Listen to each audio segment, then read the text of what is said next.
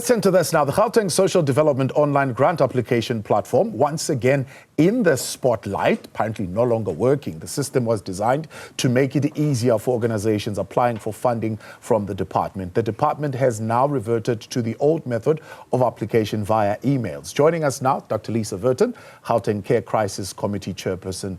Dr Lisa, good to have you once again.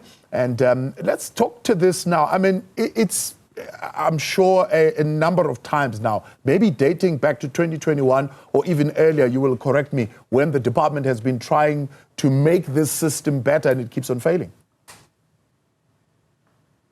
Well, actually, Grantor is a brand new system that was introduced without warning. In fact, I think organizations were given exactly 2 days' notice to start attending training. So I think what is concerning about it was obviously not piloted or tested beforehand, but as you pointed out, it comes out of a background and a history of very disrupted and changeable, unpredictable systems of organizations putting in their funding every year, their applications, and then this having very delayed, unpredictable effects in their funding the following year, which with very serious implications for services. And you can actually date the start of this roughly in September 2022, when you saw a change in the leadership of the Department of Social Development, and with that came a brand new attitude. And I think it's from there that you can just see the instability has continued from year to year. Take us through the system changes that lead to this latest one. Okay, so perhaps the most serious is that if you look at the National Department of Social Development sector funding policy, services should be funded on a 3-year basis. And the reason for that is because it gives continuity and predictability to services. You don't create a situation where this year people have jobs, next year they don't, the following year they again perhaps do have a job, nobody has services, they don't have sufficient services, suddenly they have services again. So 3 years is supposed to give you predictability and certainty. That was done away with in 2023 as part of the new changes in administration, and it's never come back. What we've seen happen this year, and I think is our concern, is that this new online system was introduced.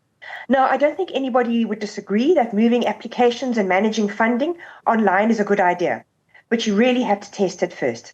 And the fact that it wasn't meant that with just 2 weeks to go before the deadline for submitting funding proposals, many organizations, we counted at least 102, still could not log into the system. Those who could suddenly discovered that their details were incorrect. They might be organization ABC, but when they logged into their particular support that had been set up for them, suddenly they were called organization DEF, and there was no way they could change those details. Then those of them who actually tried to fill in and use the online system discovered that they couldn't save the work that they'd been done. The portal also did not allow them to enter more than one program for funding. And many organizations run a couple. It also didn't allow them to enter more than one region, and many organizations work in more than one region in the province. There also wasn't sufficient information and space made available to say why the department should fund you. I mean, 43 characters. You simply cannot put a compelling motivation for why your program needs funding within the space of 43 characters. And I mean, the Gauteng Care Crisis Committee has been communicating with the department around its concerns since the 19th of August. We have had some assistance, and there have been individuals in the department who tried to assist with the system, but I think they too also obviously realized there were serious problems. And that's why on Monday, it was just 2 weeks ago, it was very quietly shelved, and organizations were sent a brand new template with just 2 weeks to complete it via email, no public announcement. So I think that's really the concern, is topping and changing, not taking input, changes at the last minute, yet another year of unpredictability, and the concerns around what's going to happen next year in March and April when funding is supposed to be paid out. So what does that essentially mean, this about turn 2 weeks ago, quietly so, for the NGOs in terms of the work that they now need to do? Well, they're scrambling to try and get everything ready. Then they've got to do this at the same time as the department is also expecting them to submit their reports on how they've spent their money for the last 3 months. So it's not just their financial reconciliations they have to submit, it's also narrative reports. So they have to do that within the next 7 days, at the same time as they also have to write a funding plan, which they've just now been made aware of, at the same time as which they're also trying to get certificates that they've been cleared against the National Sex Offenders Register from the Department of Justice. And the Department of Justice, unfortunately, has up to a 2-month waiting backlog before you to get these clearance certificates. So that is outside of the organization's control. But unfortunately, it can be a reason that the department can use to exclude organizations from consideration for funding. So it's a very deeply stressful time. People are going up and down to Pretoria to try and get certificates from the Department of Justice.